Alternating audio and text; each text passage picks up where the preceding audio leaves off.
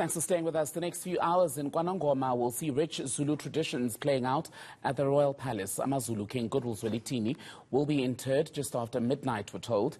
He passed away last week from COVID and diabetes-related complications. We're now joined by eNCA producer Mabuto Ngobo. He covered the AmaZulu King as a young reporter in the early 2000s in KZN. Mabuto is with me now on set to talk more about this. And Mabuto, as ever, when a person of this stature passes, we grapple with the question of their legacy. What is the late King's legacy? Thank you so much, Tembegile. The late King will be remembered for reviving some of the old traditions and cultures, like your reed dance ceremony, your circumcision. Because remember when in 1816, when King Shaka took over to be the king of the Zulu nation, he decided to do away with some of those cultures like circumcision, because AmaZulu used to practice those kinds of cultures like the AmaXhosa and other nations here in South Africa. But then when King Shaka took over, he said, no, I need these people to go to war. This thing is a waste of time. So he revived those cultures, your reed dance, your circumcision, but being done in a modern way, not like in the provinces of the Eastern Cape. But also he will be remembered as a king who has this open door policy, because there at his palace, everybody is welcome, all political parties, as we've seen in the past couple of days,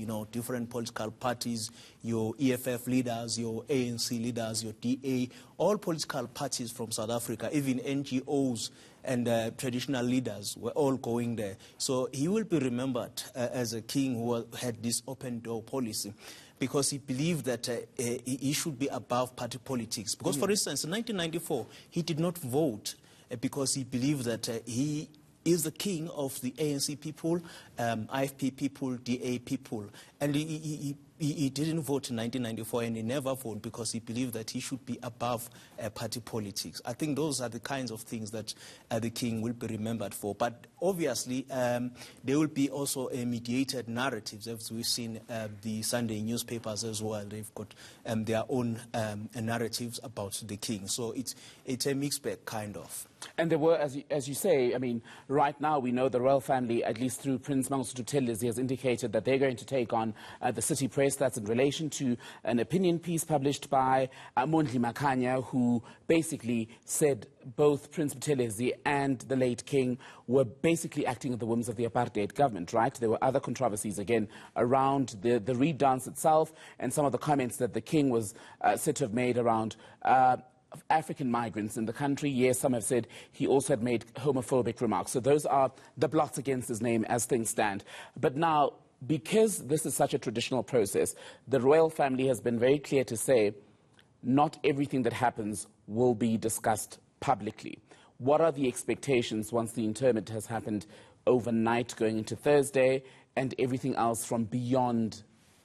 Tembegile, I think going forward, many people, what they are thinking right now, obviously the nation is still in mourning, is who is going to be the next king.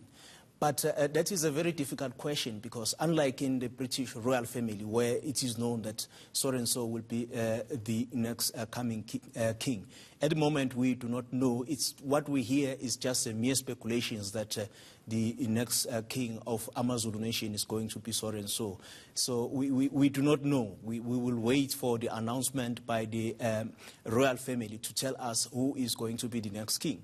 But in the past, before the late king took over, there was a caretaker king who was there before he took over, His Majesty. And even the father of His Majesty, the late king, also before he took over, there was a caretaker king. So we do not know what is going to happen. But for me also, what will be interesting is the issue of the traditional prime minister, because remember that the current traditional prime minister of the Zulu nation is Inkosi Mangosuthu Buthelezi. And before Inkosi Mangosuthu Buthelezi, it was his father, Inkosi Buthelezi Umatole. And then before that, the prime minister of King Zwelithini was the grandfather of the current Prime Minister of AmaZulu nation. But at the moment, we do not know. We cannot. What we know is just mere speculations. The royal family will obviously sit down and come up with the position who is going to be the next king. And we know how much the mourning period will be. I know, as per President Cyril Ramaphosa's pronouncements, at the passing of the king, there is to be this period where flags are flying at half-mast, I think, until about Saturday. But traditionally, how long will it be? Experts that we've spoke to, they say different things. But the most convincing one is that, we're living in a democracy. So it won't be a long mourning period like in the past. For instance, in 1826, when Queen Nandi, the mother of King Shaka, passed on, I think it took around almost the year, and it was going to continue, the nation was going to continue to mourn if it was not for a man called Ugala Ganotate Wagwabiela, who realized that, look, you know what, we cannot continue with people, because during the mourning period, people were not allowed to plant crops. Some people were killed because they were seen as not mourning properly. So hundreds of people were killed during that period. But then that man, decided to go and tell the king that, look, we cannot continue like this. But obviously before he went there, because King Shaka was the most feared king, people tried to stop him, but he went there.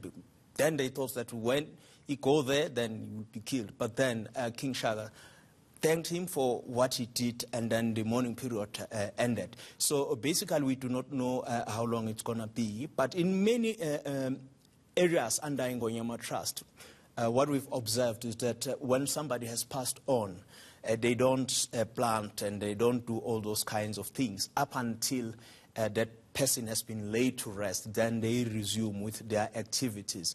So I suspect a similar thing is going to happen because, like I said, we are living in a modern day democracy, so it's unlikely that the mourning period will continue for a long time. Speak to us as we conclude our conversation about the different regiments, because we saw that on display today and what they each do, the significance thereof. They play a very important role because in the olden days, there used to be amabuto, different regiments, different ages. I'm sure you've heard about the Buffalo Horn formation, which was used by King Shaka most of the time when he used to attack. So what you will do, the old regiments will be in the middle, and the young regiments will be on the right flank and on the left flank. When they attack, these young regiments on the left and on the right flank will encircle the enemy, and then the veterans in the middle then will go and they will attack those whatever the enemy is. So they are also very important to the king because they are the ones. In fact, they are like soldiers of the king. The king is the commander-in-chief of these regiments. So that's why yesterday, the commander of these regiments, was saying that COVID-19 or no COVID-19, we are going to go with our king. So you can see there's that attachment to their king. So, and the king loved his regiments and the regiments in the same way as well. And which is what we saw having to be managed, or at least we were told would have to be managed by the health minister as far as COVID-19 protocols. I suspect that'll develop into a bigger story in the coming days. But let's talk about how to address the king and his Zibongo and the rest of it, because that's been a central part in a lot of the coverage, where a lot of us who aren't from KwaZulu-Natal, who aren't part of the AmaZulu community, have been trying to understand and learn about. We're learning every day, but the most difficult part is because some of these things are in isiZulu language. So it's difficult because I understand that right now there is a conversation whether the planting of His Majesty is the correct translation. Ukutshalwa kwenkosi. In isiZulu we say ukutshalwa kwenkosi. So sometimes it becomes problematic when you translate it into English language. So there are those kinds of debate. But when the king is talking to you, you all the time you should say ndabezitha. You should try to show, to be humble, to whenever the king is talking to you, and you know, use your gesture, use your hands, and all those kinds of things. You know, you did quite a stunning praise earlier that a lot of people have been asking for you to repeat. Are you able to remind us? The praise of the king. Yes. Thulula lelo muntu omemeza usengathi uyakhala uyalila uthi igula lika Jamal lichithekile lichithe ingqwele endala ngiyakithi wamalandela waziwa nosibindi ubuthelezi ngokusasazela umuntu akaJama bemthuka bemcokofula bethi uZwelithini ngaye kubusa ngaye kuba nkosi kanti unqashane bemgcoba ngamafutha ngawe ingqwele yakithi yakwamalandela. So they are very important because it's not just, you know, the rhythm and what it's the history of the king, because when the praise singer is saying, he's saying that, listen carefully, there are some things that are not going on there. Probably in the royal household, somebody, you know, is not doing the right thing. And then he's saying, was one is being and it's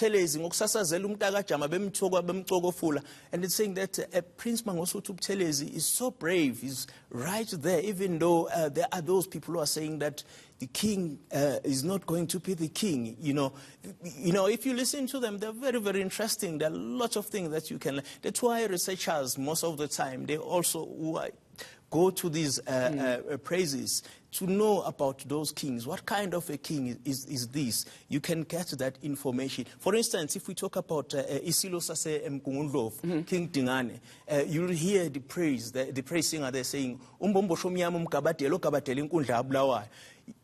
Umbombo Shomiyamu is saying that, oh, this dark man, short dark man, Okabateli Nkundla Wabulawa, saying that the one who killed his brother, King Shaka, because if you know history, you know that King Dingane killed his own brother, King Shaka. So the praise singer is saying all those things. They're all included there. So if you are interested in history, you have to listen to the praise singer saying all those things. Then you know, oh, this kind of king did this and that. And it ties into our conversation earlier. We were speaking to Professor Musaqulu, who met with the king when he was 27 in the 80s, and he focused on Amahubo isiZulu at the time. And as you say, a lot of culture is then captured in those moments, and it brings us to the conversation that we have even beyond the history of AmaZulu about the capturing of South African history and the lineage.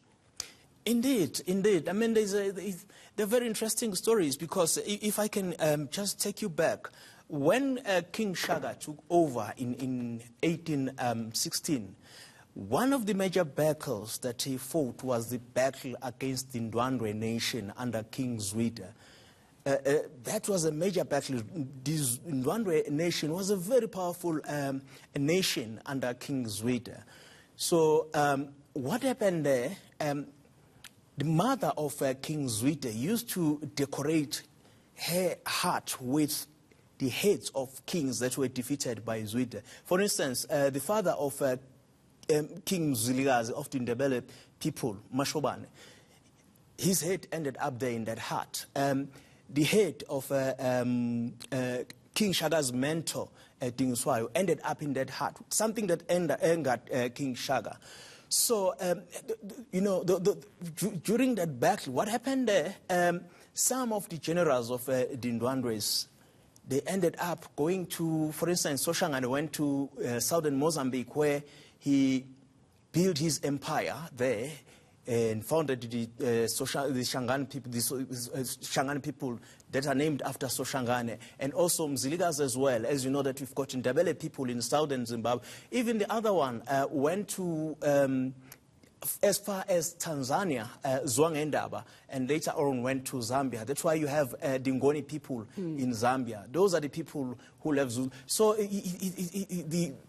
there are echoes of this Zulu nation in it's stunning, Mabuto, as you say. It's stunning just how we're apart, but if you look closely at the history, you go back several hundred years, you realize just how connected and related we all actually are, especially in Africa.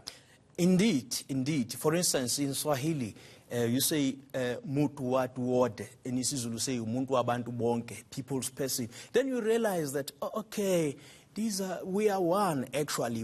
That's why some they're saying we're coming somewhere from Central Africa, so we are one. For instance, in most languages, inyama is just inyama. is meat, you know. So you realize that actually we are one. We sometimes fight over limited resources, that these ones must go back home, these ones must not, but we are one, you know. In Zimbabwe, for instance, you've got Ndebele people. Ndebele is like isiZulu, it's the same thing, you know. We've got Lozi people in Zambia. You listen to Lozi, you listen to Sotho people, you say, actually, this is the same thing. Hang on a minute, Gyafana, slightly. They one. Mabuto Ngcobo, I could speak to you all night. Thank you so much for coming in. And we're going to wait for that book from you on the history of AmaZulu. I hope it's in the pipeline. That's eNCA producer Mabuto Ngcobo helping us.